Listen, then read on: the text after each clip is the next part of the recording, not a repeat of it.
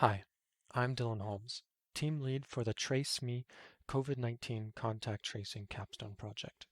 TraceMe is a contact tracing solution. It enables users to scan QR codes within classrooms with their mobile devices to submit contact trace records to our system. This enables system admins to submit positive COVID test results and see the potentially affected or exposed individuals.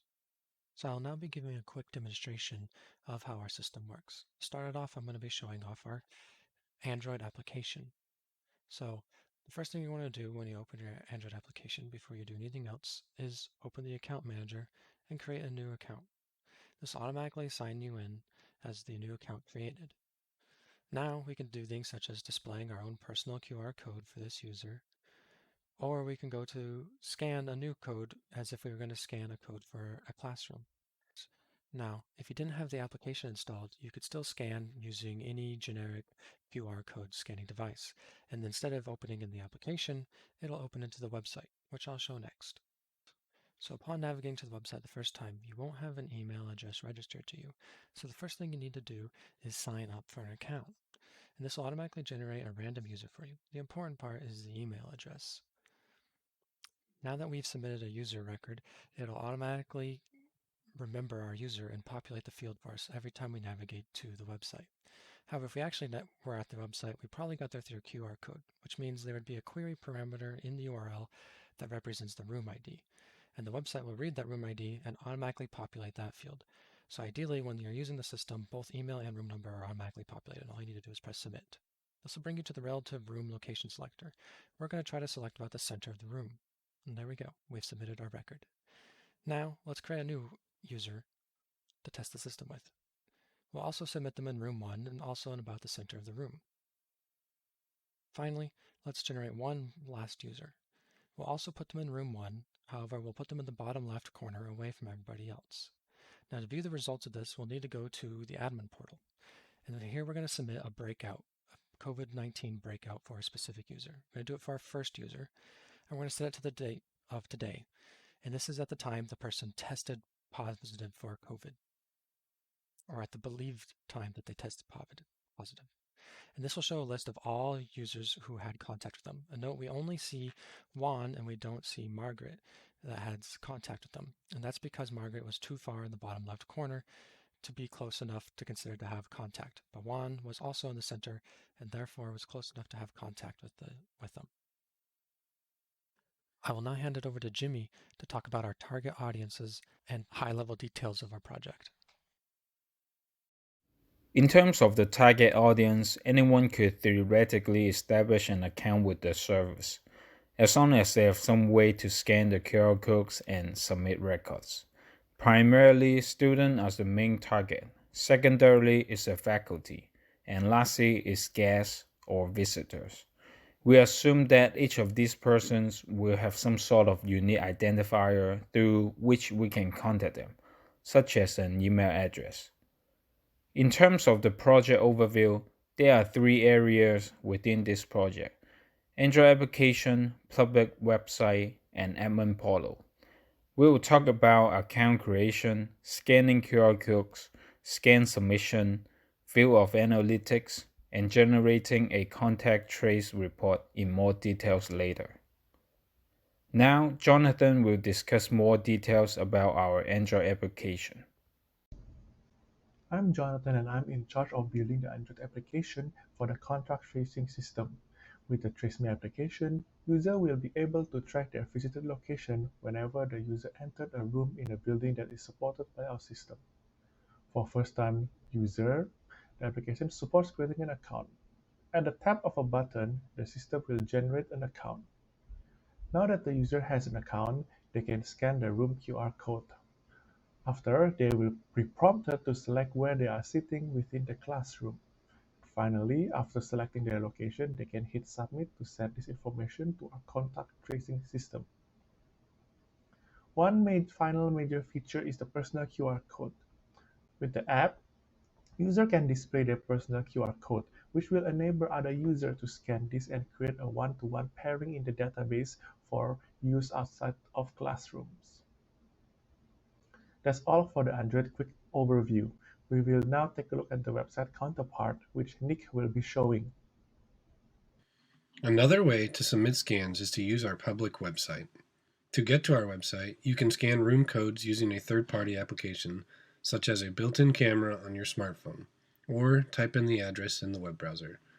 Upon arriving at our website, you will be prompted to enter your email address and the room you are scanning. If you scanned a QR code to get to our website, the room name will automatically be filled in. And if you have used our system before, your email will automatically be filled in too. If you have never used our website before, you can sign up and create an account. Upon doing so, it will automatically generate a fake user for you to use. This ensures that the student information is kept private. Once created, it will take you back to the Submit Scan page and will automatically fill in the email address of the user you just created. Additionally, you can use the website's UI to select a relative position within the classroom and then submit the data to our system. To view the submitted data that our website collects, we have created an admin portal to do just that. The admin portal is password protected, so to gain access, you must enter the admin username and password. Once you have gained access to the admin portal, you will be prompted with different options to view the data. One option is to view the data for each room or building. You can leave this blank to view all the rooms or buildings, or you can enter in a name to view a certain one. Another option is to view the scan records. You will enter in the number of results you would like to view, and it will display the data from each scan. This shows the user's ID, the email address, the date of the room scan, and the room they were in, along with the relative location in the classroom. The final option is to view the breakout data.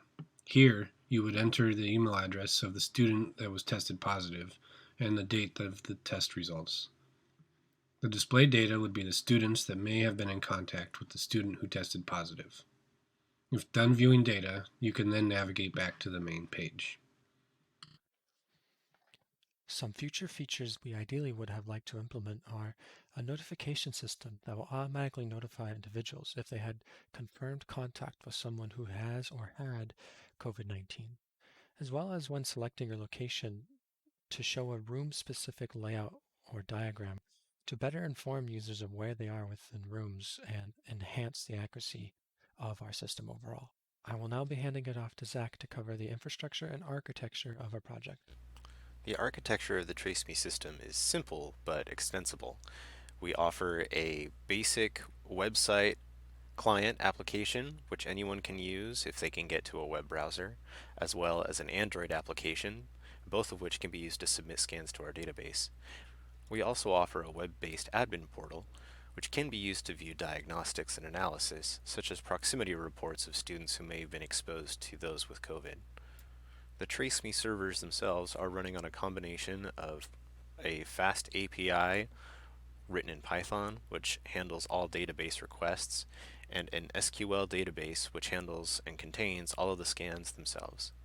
In all cases, we chose these tools to provide both ease of deployment and extensibility in case we decided to add features or make changes later. I will now be going over the architecture and process behind the major Android features. When the user requests to create an account, an HTTP GET request is made to our Fast API to generate a new random unique user. It then sends this information back to the Android client for storage/display, using the Android shared preference system locally for future login. Scanning a QR code is the main feature of this app. The QR scanning uses the library by Buriev, which is able to scan and decode the QR code into information we can parse. Upon scanning, the QR code itself will tell the Android whether the user is attempting to scan a personal QR code or a room QR code. For the submission process, this application uses the Folly library to submit a POST request to our Fast API. For both personal and room scan, the same endpoint is utilized. However, for room scan, we must get their location within the room. To generate the GUI for selecting the location within the classroom, first, a GET request is made to the API for the room's dimension, so that we can display a 2D layout of the room with a proportional size as to the real room. Upon selecting a location within the room, We translate this into a specific XY coordinate and attach this as query parameters in the post request to submit the scan. For personal QR code, the process is more straightforward. We will simply display a QR code with the user email embedded and an identifier letting the app know it is a personal QR code and not a room. Once scanned, this info is immediately sent to the API via post request with no coordinate information. The scan submission process is simple. Using one of our client applications, the user will be asked to enter a room number, their personal ID, and a seat position within that room. Our database collects these scans and calculates proximity to each other when reports and analytics are requested at the admin portal. User IDs can be generated automatically at user request. So for our project, we decided to use Fast API, and we chose it for a few reasons. One, it was very intuitive to use and learn. It also auto-generates a documentation page based off of our doc strings, and it had great integration with Python's typing system. The API was split into two different categories. There was a public API and an internal API. The public API is used by our web and Android clients to submit scans or to create and check email validity. Our internal API was used by the web client only for the admin portal. The API is made up entirely of post and get requests, and these were utilized by the web and Android clients to communicate with the database. The data from the clients is communicated through query parameters. For example, when recording scans, both personal and room, the client would fill the query fields with the email of the scanner, a scanned ID, a scan type, as well as optional coordinate parameters if the scanned ID was a room scan. The scan type lets the API know whether the scan was a personal room scan, and that changes which database functions the API calls. There's only one endpoint that didn't communicate with the database, and that was the endpoint that generated randomized emails and names. Other uses of the API was to alter the outputs and inputs tuned from the database, such as like changing the inputs to lowercase, modifying the data to key value formats, as well as stripping any trailing and leading whitespace. Up next is Ahmed with the specifics on the database. To store our data, we are utilizing a fully managed relational database service hosted by GCP Cloud SQL. Cloud SQL allows us to create fully managed SQL instances that can be interacted with easily. And we chose to implement a relational SQL database for two primary reasons. One, our data is structured, where each row in any of our tables is a distinct entity such as a student, a room, or a scan, and relationships are established between our tables. Two, our system needs to perform multi-row transactions to retrieve contacts, analytics information, and information about scans, students, and rooms, which are more suited for a SQL database than a NoSQL database. As for our database management system, we chose Postgres for the following reasons. The first reason being scalability. In a real-world application, our contact tracing system can accumulate large numbers of scans daily depending on the number of participants. Therefore, we want to use a highly scalable database engine that can withstand massive database tables such as Postgres. The second reason being data integrity. Postgres ranks as the most ACID-compliant database management system, and data integrity is of high importance since our system is designed to accomplish contact tracing for the purpose of limiting outbreaks by detecting them early on. Our database schema is made up from the following four tables. The first being the classroom scans table. Each row in the classroom scans table represents a single scan made by a student in a classroom. And the attributes of the classroom scans table are a scan ID that is generated by the database and serves as the primary key for the table, an email address of the person scanning inside the classroom, a room ID of the room the user is scanning from, and a timestamp representing the time and date of the scan, and also a user's relative position in the classroom they are scanning from. For table number 2, that would be personal scans table. Each row in the personal scans table represents a single scan made by a student of another student's QR code. And the attributes of the personal scans table are a scan ID that is generated by the database and serves as the primary key for the table, an email address of the user scanning, an email address of the user being scanned, and a timestamp representing the time and the date of the scan.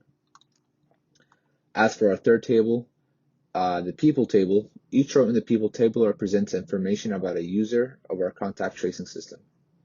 And the attributes of the people table are the user's email address, which serves as a primary key for the people table, the user's name, and the user's student ID number. And finally, our rooms table. Each row in our rooms table represents information about a single classroom. Attributes of the rooms tables are the room ID, which serves as a primary key, the room capacity, name of the building that the room exists in, and the aspect ratio of the room.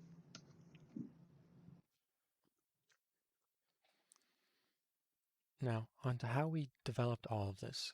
We used a Scrum-like process with 2-week sprints, with the first 1.5 weeks dedicated to development and the last 0.5 weeks dedicated to review and validation. To facilitate the Scrum process, we primarily used Trello and GitHub with some additional plugins. We tracked user stories and features on Trello and had GitHub integration within our Trello board. As for the timeline of our project, our teams were first assembled on October 7th. Shortly after we had researched which projects we wanted, we then presented our project preferences on October 19th and were promptly assigned the contact tracing system. A bit later, we started doing requirement research into our project. Starting on November 1st, we started interviewing experts and authorities at Portland State University, as well as at University of Maryland, which had prior implemented a similar system. It was also at this time we started writing preliminary infrastructure for the system, primarily centered around the database and API.